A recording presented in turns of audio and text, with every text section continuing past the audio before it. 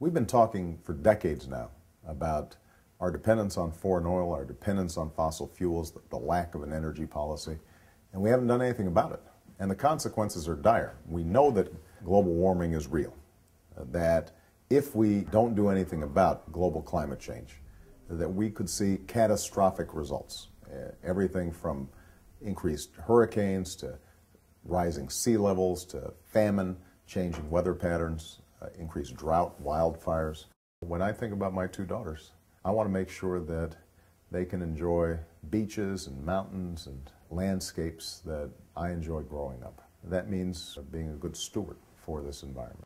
We also know that as a consequence of our dependence on foreign oil, our economy is more vulnerable. Every time the spot oil market goes up, we not only are having to cough up more money at the gas pump, but it costs our businesses and increases inflation without really providing us any value whatsoever. When I meet a family where the husband has to drive 30 miles to work and the wife has to drive 20 miles to work and gas goes up 50 cents, that's a real hit to their pocketbook, and they feel it. And that may mean that they can't get a computer for their child. It may mean that they aren't saving as much for the child's college education. In some cases, it means that they can't get to work. So these aren't abstract questions for people. And the only way that we're going to reduce gas prices over the long term is to reduce demand.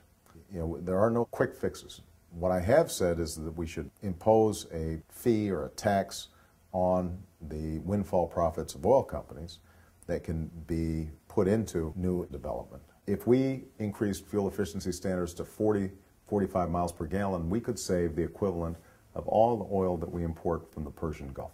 The technology exists to do it.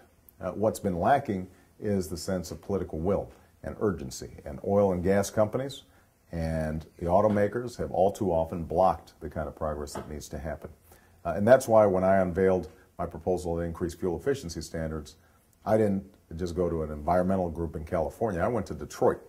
Today, there are two kinds of car companies: those that mass produce fuel-efficient cars and those that will.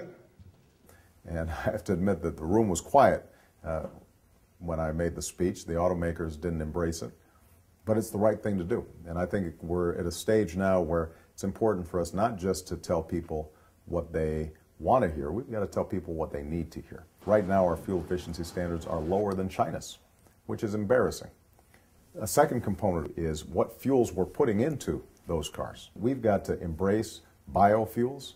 We've got to move not just on corn-based ethanol, but cellulosic ethanol and using wood chips to create energy. There are all sorts of energy approaches that can be taken so that our cars are burning cleaner fuel. And that's why I've proposed a national low-carbon fuel standard that would require 10% clean energy in all gasoline blends. If we did those two things together, you take the national low-carbon fuel standard and increase fuel efficiency standards, we could take the equivalent of 50 million cars worth of pollution off the road by the year 2020.